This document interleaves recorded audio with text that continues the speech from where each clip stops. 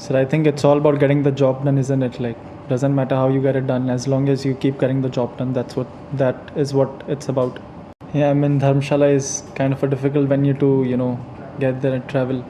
But yes, physically they might have an advantage, but I think finals are all about mental. So the team that is mentally up there for the challenge is the one that's going to win. The kind of season I think he's had is just had a remarkable season. I have not seen anyone bat like the way he bats, and I think in this format probably he's probably one of the best batters in the world right now. And it's remarkable to see his the not just the hitting but his biomechanics and his hand speed, and no matter what opposition he plays against. Today he didn't get off to a flyer, but still the way how he managed to come back into the game kept putting us under pressure. So that just tells you about the mindset that he has, and it's for, I think, in the years to come, the opposition that he plays against is going to have a tough time against him. About the BN, I mean, honestly, I don't really think about it much. If I feel like keeping on the day, I keep it. If someday I feel like, well, let's trim it, I trim it. I think in a tournament like IPL, when I first started playing, one of the challenges that I faced was to keep playing the matches at the same intensity. And I think that is one of his biggest strength, size. You play so many matches, there could be days where mentally you don't feel up to the mark or physically you don't feel up to the mark. But to be able to have the same intensity in all of the matches and be consistent in your preparation, in your routine is not that easy. And he is someone who is very consistent in his routines, in his life outside of cricket. So that's what makes him consistent on the field as well. I mean, totally depends on, like, this relatively is a little bit this ground is a little bit bigger, and we have seen sometimes the wicket here today, and in both the matches the wicket's been really good, but sometimes if the wicket tends to be a bit on the slower side, then it's important to hit the gaps. Still looking to run well, hit the gaps, because I think that is the foundation of any format you are playing. If the team that plays less number of dot balls has a better chance of getting a better score. So yes, the T20 game has evolved. You see bigger scores, but the wickets have also gone a little bit flatter. And I don't think that, not many people talk about this. Before these two new teams come, there used to be 8 teams, and we used to play on similar wickets, on like much more. Back in the day, in the second half of the IPL, you used to see 150, 160, 140 scores a lot more in Eden Gardens, even in Bombay, in some of the venues. Now, because at least 4 or 5 times in a season we get a 5-day break, a 7-day break, so which gives the chance we play on fresh wickets, better wickets. So I feel like as long as still cricket is the same, it's all about the kind of wickets that we play on, the kind of grounds that we play on. If we play on challenging wickets, the scores are gonna be similar, maybe 5-10 runs difference here and there, but still I feel the cricket is pretty much similar.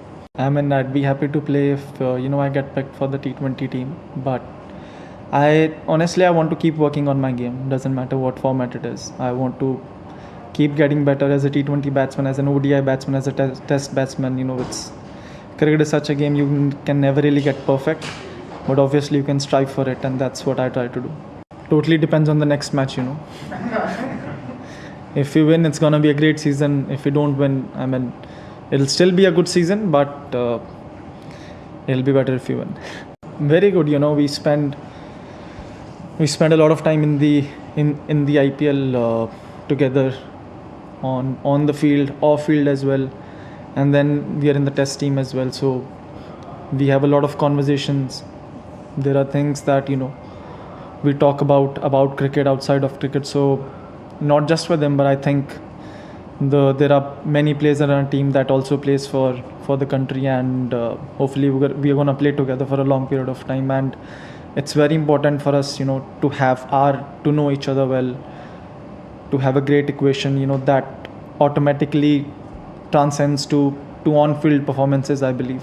Honestly, I don't really get burden of expectations, with still, there's obviously there are advantages. That's how I see it. There's familiarity when we play there. We know the wicket, we know the ground, so we know what kind of cricket we need to play there to be able to win. So in that context, yes, I see it as an advantage because there's a little bit of familiarity. The team that will field better is going to win the final. I think preparation is what keeps me mentally fresh, knowing what I need to do the next week, next couple of weeks, or in the next series or next tournament, and preparing for that, knowing the things that are in my control, or knowing the things that I need to do well to be able to succeed, and what we need to do well as a team to be able to succeed is what I think keeps me mentally fit. The message is simple, when you're bowling with the new ball, if there is a little bit in the wicket, as a batsman, I know the hardest ball to hit is obviously that good length ball, but that good length changes according to the wicket. If you're playing on a black soil, if there's a grass on it, if there's no grass, if you're playing on red soil, so that there's a lot of talk about length, but the length is not the same on all the venues. It varies, there's probably a meter back or forth. So, there's a reason, why test match length works, because it is the hardest ball to hit as a batsman with the new ball.